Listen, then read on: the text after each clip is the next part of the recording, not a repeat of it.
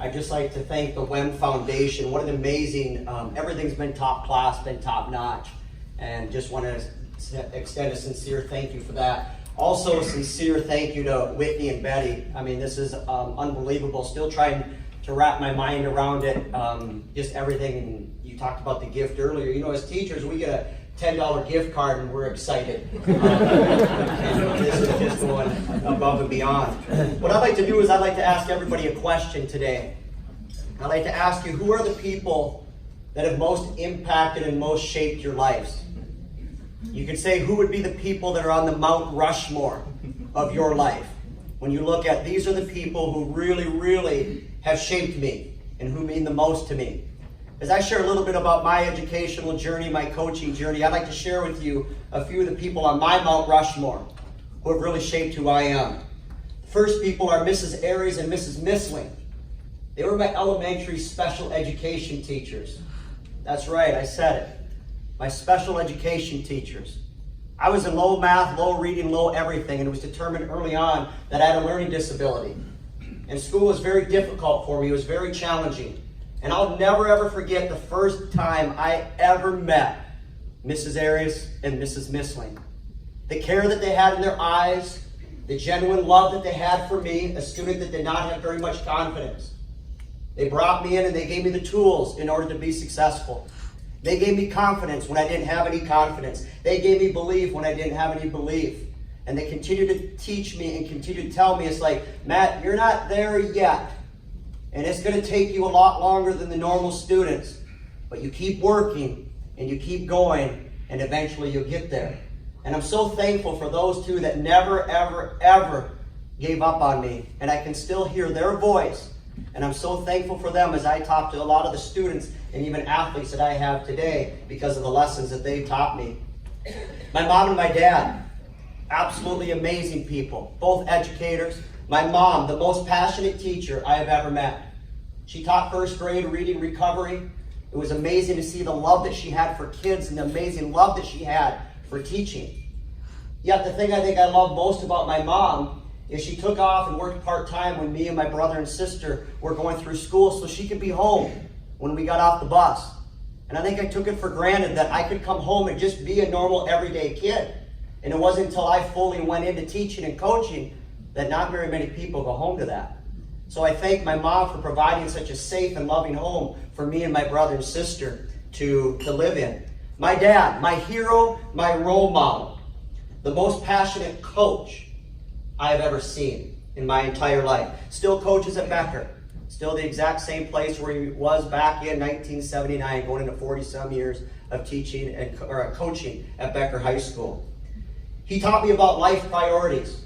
Life priorities is all about faith, family, and football. And don't ever, ever get them online. Coaching priorities. Taught me early on, if you're all about the wins and losses, you're not going to last very long in coaching. Because if it's all about winning and losing, you're going to burn out and it's not going to be worth it. It's about the connections that you make with kids, the relationships that you have, and using that tremendous platform that we've been blessed with to influence kids' lives for the rest of their lives. My brother and my sister, I'm the middle child. I can kind of be the loosey-goosey, typical middle child. My brother and sister, amazing support. They were the smart ones too. It just came natural to them.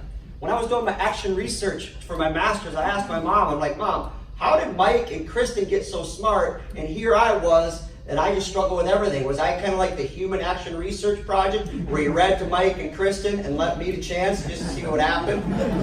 But my brother and sister have been amazing supporters. The thing I've learned really from them is family is gold, and family is everything. My amazing wife, Amber. Being a coach's wife is not easy. There's a lot of up and down emotions. The greatest joys, athletically, and some of the biggest low moments where you hug each other. And also I come home after a game or a practice and lay on the floor and be like, can you remind me why I do this again? But she's always right there and is just an amazing coach's wife. She's made tremendous sacrifices for me and our kids to allow me to do what I really love to do and coach. And the best thing about my wife is she is a tremendous prayer warrior. And I'll never, ever forget that and how amazing she is at that. The other part of my Mount Rushmore would be Redwood Falls, Minnesota. 21 years ago, I graduated from Bethel College. And I remember praying and I asked the Lord, wherever you want me to go, I'll go. And 3 days later, my dad came and said, there's a job opening in Redwood Falls, Minnesota. I'd never heard of the place before. But for some reason, when I drove into that town, something felt right and something felt different. And for whatever I can't explain, I've always had a tremendous love for the young people and the people of Redwood Falls. The people I've been able to teach with, the people I've been able to coach with. I want to thank Mr. Ellingworth, the greatest superintendent I've ever worked for. He's the only superintendent I've ever worked for, but he is the greatest one I've ever worked for 21 years. I want to thank him for taking a chance on me 21 years ago. Just a young kid out of Bethel, and I've never ever left. I want to thank him in the early years of coaching for not firing me when we were absolutely terrible. But the thing is he really helped show me how to grow professionally as a teacher and a coach. Things like, don't ever make excuses and get the job done. And every decision you ever make sure you always do what is best for kids. And last, and definitely not least, but most important, I want to thank my Lord and Savior, Jesus Christ. He is the same yesterday, today, and forever. And it's been amazing the love and the joy that he has shown me day in and day out. Even in my darkest moments of time, in the book of Philippians, it talks about that he will give a peace that passes all understanding. At times I've told them, my life is miserably awesome. My circumstances aren't very good, but it's awesome because I have amazing love and promises from Jesus. And I thank him so much for that. Thank you so much to the WEM Foundation. Thank you so much for this award. I'm truly humbled and truly blessed. God bless all of you.